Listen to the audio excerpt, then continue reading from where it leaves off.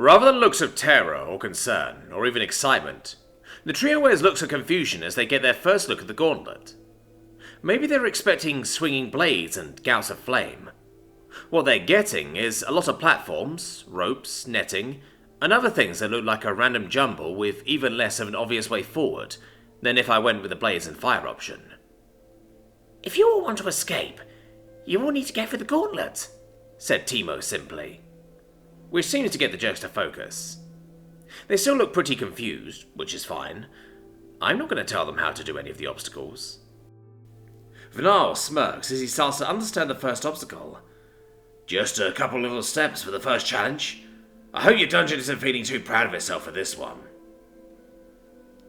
The first obstacle is a twist on the classic stepping stones. I have them set at different levels, so it'll be very difficult to go through quickly, but I also have them set up so they can pivot and rock. To get past them, they'll have to minimize their forward momentum.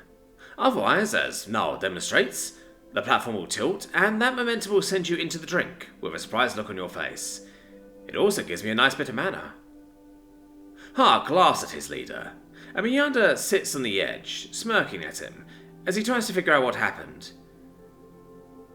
"When are you going to stop underestimating this place?" she asks, still blaming him for their predicament. Not saying it's wrong to blame him, just saying she still is. He grumbles and curses as he climbs the ladder back to the cells area. "Yeah? Let's see you two do better."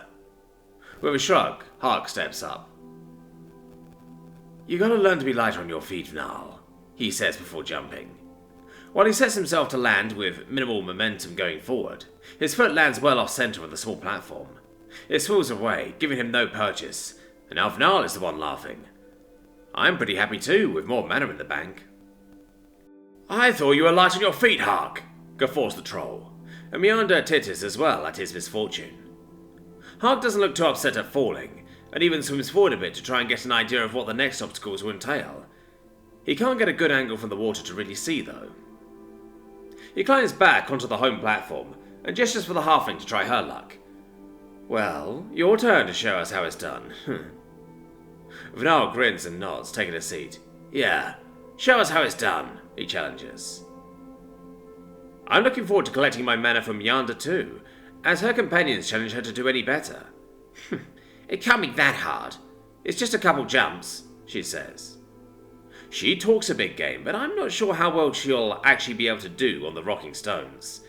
She gets a bit more of a run-up to jump, and I'm practically counting the mana already.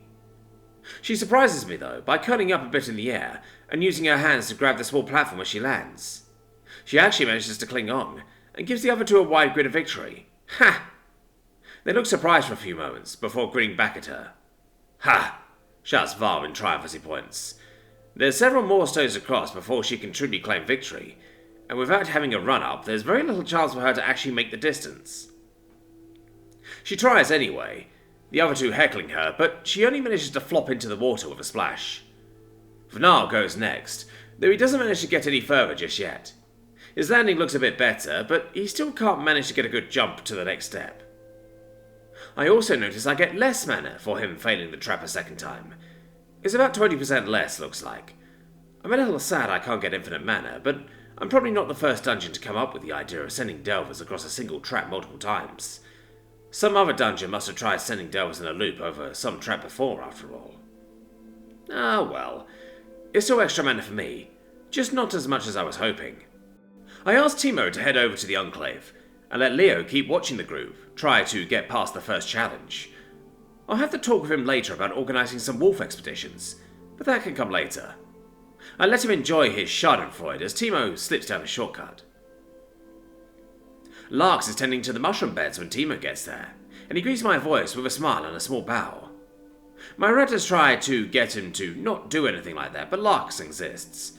"Ah, Timo, have you come to try and find an early mushroom to harvest?"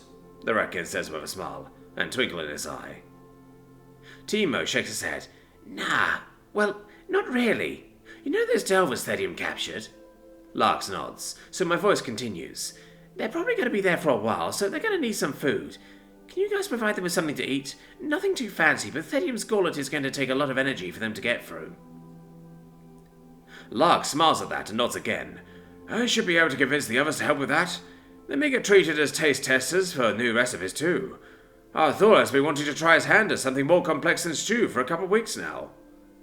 Timo chuckles. That should be fine, as long as it's edible. Do you guys need anything in return? Thedium doesn't want to just impose on you for this. Lars considers that for a few moments. Could you ask him to send a few more thorough expeditions down our main hunting tunnel? The caverns down there are very interesting and great for hunting, but they're nowhere near fully mapped yet. Some of the hunters say the area's been feeling different, down at the outskirts of our hunting range too. I don't think it'll be anything too concerning, but perhaps you could check and put our minds at ease. That sounds good. Leo needs to get some experience organising expeditions anyway. It'll be a good way for him to get used to it before he has to try and send his wolves out on the surface. Then we have an accord, says Lux, holding out a finger, which Timo shakes. Elsewhere. Fungus and Centipede work in conjunction to safeguard their little purple source of light. Neither would usually care about light, nor would they always work so closely towards a goal, but things have changed since the tiny fragment coalesced. Ever since they started working together, others have been trying to reach the little piece of purple. Roaches were the first, but it made little headway. Spores and mandibles make quick work of them, and their small mutual master wants more to feed upon.